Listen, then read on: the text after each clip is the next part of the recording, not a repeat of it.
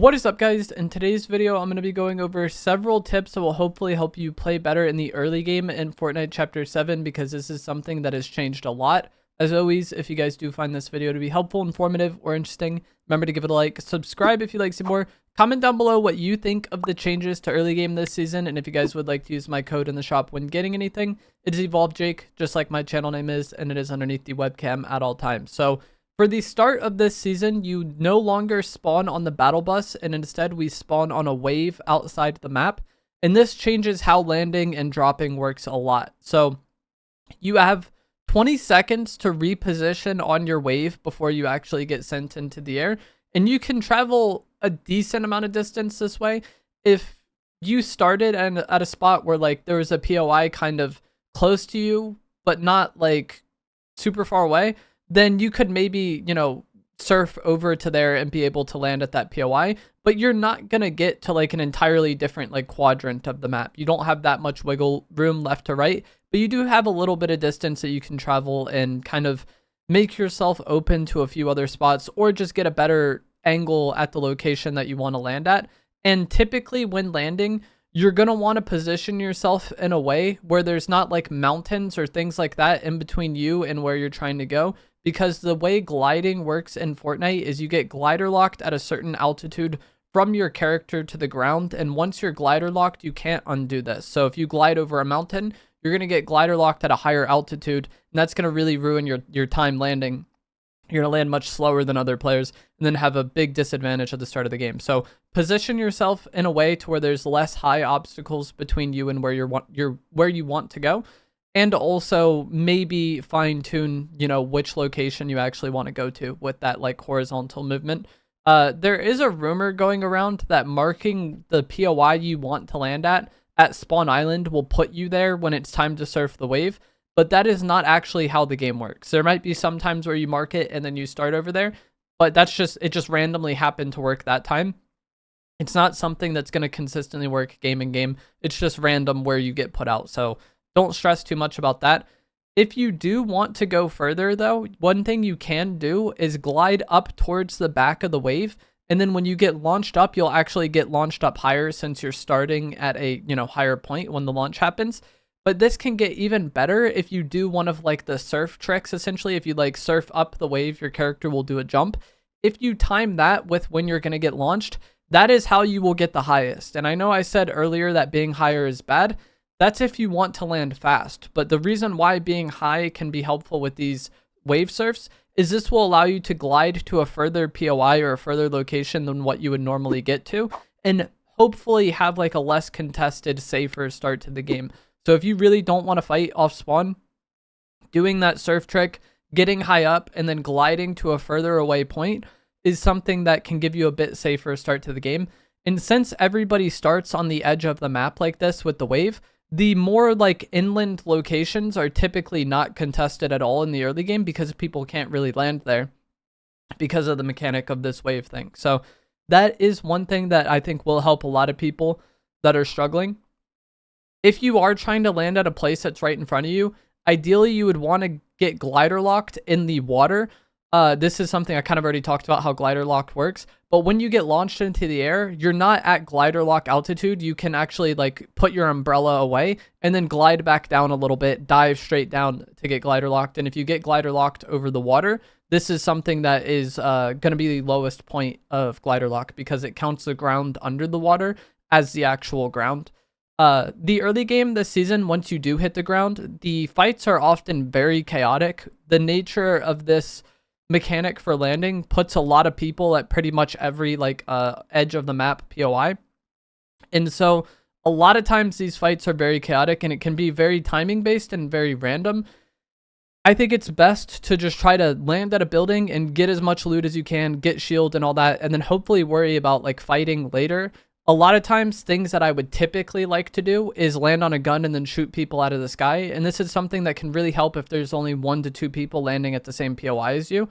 But with how the early game works this season, there's typically going to be several people there. So just getting 1 kill doesn't really benefit you too much. I think just getting as much loot as fast as you can is something that will help you a lot.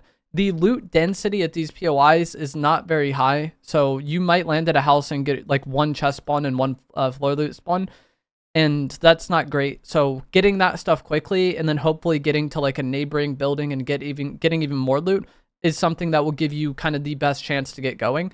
Also, when you just speak to NPCs this season, they don't give you an item. Typically in the past, they would just give you shield for talking to them. That doesn't work this season, so don't really waste your time talking to them in the early game because it doesn't really benefit you that much.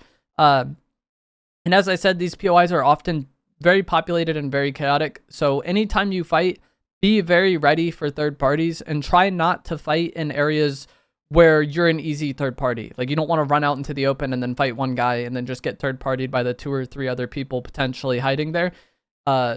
Fighting when it makes sense and kind of limiting how much you can get third partied is something that will really help you.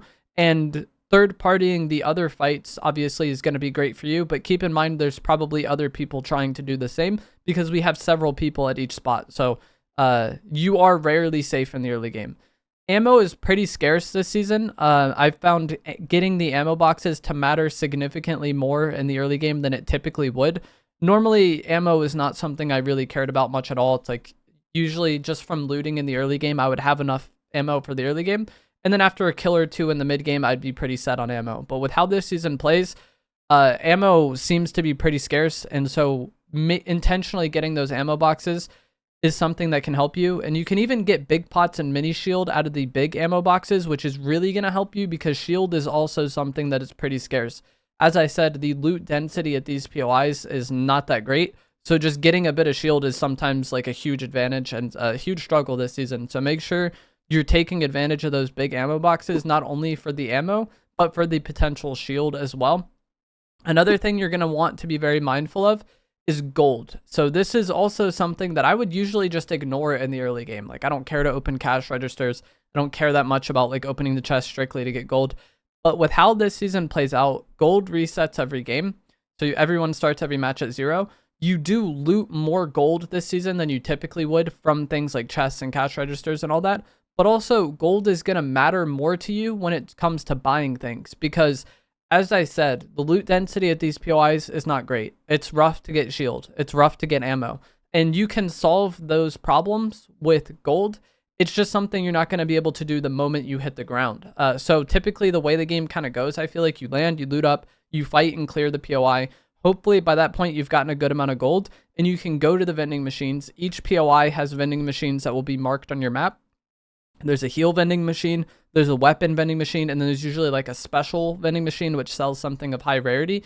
In the early game, that high rarity is not going to matter much, but being able to buy big pots and get to full health and then also have big pots to spare is not only something that's going to help you in the early game, but it's something that's going to set you up for success most. So getting the gold in your POI and leaving with full shield and extra big pots is something you want to be doing as frequently as possible. And then you can also buy weapons from these vending machines if you didn't quite get, the rarity of weapon you want. And ammo. If I get like an AR vending machine, being able to buy ammo from that machine is really, really helpful because, as I already touched on, ammo is a lot more scarce this season. Another thing I've seen people kind of struggling with is going to be Storm because everybody's kind of landing at the edge of the map this season. So you want to kind of pay attention to when Storm is spawning and see if you're in the safe zone or if it's something that you need to worry about. I've seen a good amount of comments from people this season saying that like, every game I start on the edge and then I'm just running from Storm all game.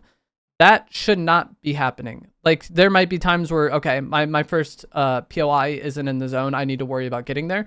But if you're just always running from Storm all match, I feel like you're taking too long in this early game step and not realizing that you're out of zone in the first place. So just being a little bit faster and kind of noticing, okay, I'm not in the zone, I need to get there, will make it to where you're not just constantly on edge, constantly running from Storm all game and not getting really any room to breathe. Getting mobility items like the swords, the shockwaves, the wingsuit maybe even, and cars is something that can really help with this as well. But just being a little bit mindful of Storm, I feel like completely solves that problem. And it's not really something I've experienced. With how early game goes this season, it's kind of hard to land or to learn POIs. I've seen people say that the wave mechanic kind of makes you learn different spots on the map. And that is true to an extent, but also I feel like it makes it harder to learn POIs because you might land at a spot and then not be able to land there again until like an hour or two later if you just happen to get there again. So I feel like you just kind of gotta be accepting of that a lot of times you're gonna be kind of lost in the early game. But when you can, try to consistently go to some of the same places. That way you can just learn them and then hopefully kind of learn what buildings you like at that POI, what works for you. But remember that everybody is kind of on equal footing here. You might feel lost all the time in the early game because you've only landed at this place like 2 or 3 times, but that's kind of how everybody is. So it is something that is a downside for everybody. And while this wave surfing thing might not be your favorite, I would recommend just trying to be somewhat open-minded about it. Take what you can, learn the different places around the map. The battle bus will be returning in a few days. I'm not quite sure if it's known exactly when it's returning, but the battle bus will be back at some point, and then we'll get back more into like traditional Fortnite landing. But that is going to be it for this video. As always, if you guys did find this to be helpful, informative, or interesting, remember to give it a like, subscribe if you'd like to see more. Comment down below what you think of the wave surfing start. And if you guys would like to use my code in the shop, it's 12Jake. See you guys in the next one. Thanks for watching.